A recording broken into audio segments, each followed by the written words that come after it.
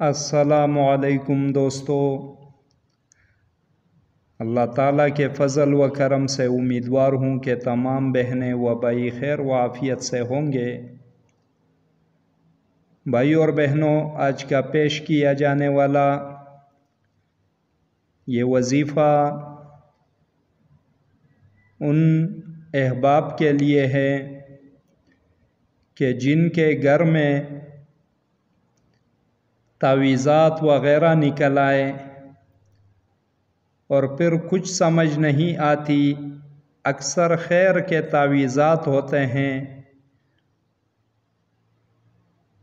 اور مدعی کے ذہن میں شکوک و شبہات جنم لے لیتے ہیں، اپنوں سے رشتہ داروں سے بدگمان ہو جاتا ہے، اور ویسے ہی شکوک کی آڑ میں تہمتیں و گمان رکھنا و بولنا شروع کر دیتا ہے، جو کہ خود بخود ایک گناہ عظیم ہے، گناہ کبیرہ میں سے ہیں کہ جس میں کوئی بات نہ ہو اور اس پر بدگمانی رکھی جائے، اس پر تہمتیں لگائی جائے، تو ایسے انسان کا محاسبہ دنیا و آخرت دونوں میں مکافات شکل کی صورت میں ظاہر ہو جاتا ہے۔ تو ایسا نہیں کرنا چاہیے۔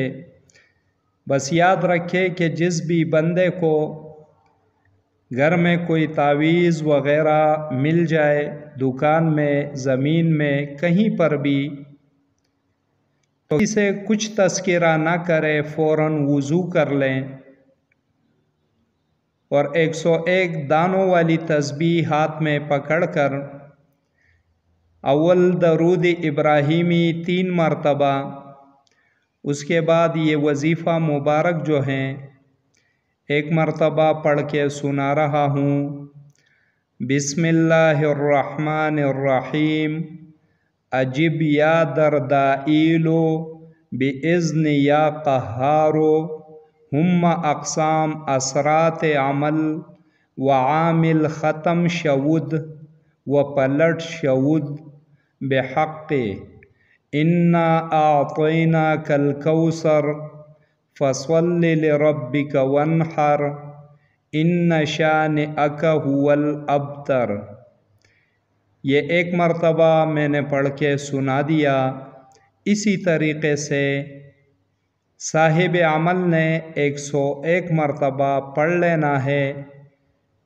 جب عمل تمام ہوا تو پھر آخر میں درود ابراہیمی 3 مرتبہ پڑھ کر ان تعویذات پر کاغذوں پر دم کر کے اسے 1 گلاس یا 2 گلاس پانی میں رکھ دیں اور اچھی طریقے سے حل کر دیں۔ اسی پانی کے ساتھ ہی اس کاغذوں کو چلتے پانی میں بہا دیں۔ کم سے کم جب تعویذات کو پانی میں حل کر دیا تو اسی طرح 24 گھنٹے کھلے سر سے رکھ دینا ہے، چھوڑ دینا ہے، اور اگلے دن اسی کو لے جا کر جو ہے چلتے پانی میں بہا دینا ہے، اور جو بھی برتن ہو وہ اپنے ساتھ واپس لے آئیں۔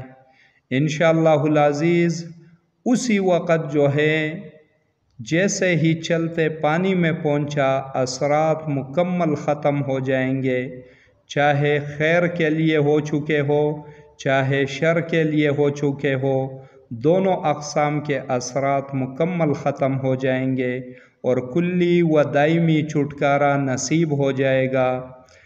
فائدہ اٹھائیں، آزمائیں، استعمال و معمول میں رکھیں۔ اسی کے ساتھ اجازت چاہوں گا، دیکھتے رہیے روحانی علاج گاہ، عملیات گوہر۔ اللہ حافظ۔